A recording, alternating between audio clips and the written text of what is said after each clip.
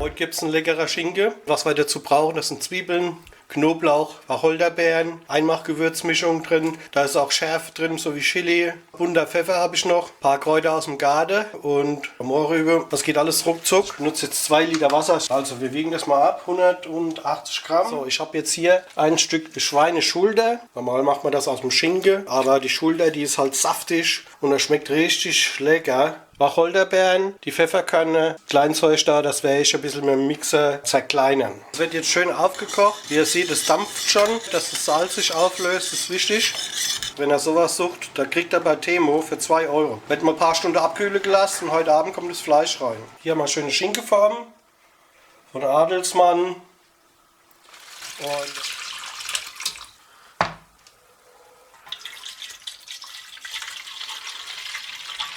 also das sage ich euch gleich, wenn ihr das nicht ausfiltern tut, dann bekommt ihr da nichts raus.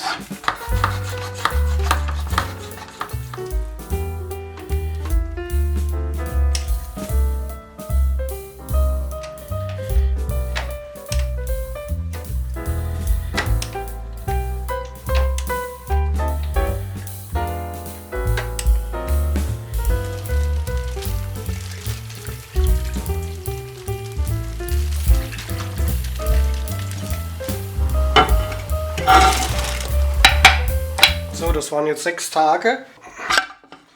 Gucken wir mal, wie das jetzt geworden ist.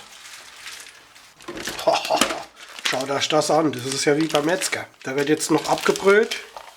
Also wir wählen jetzt 2 Stunden, das haben wir schon. Und dann wählen wir die Temperatur auf 72 Grad und Start.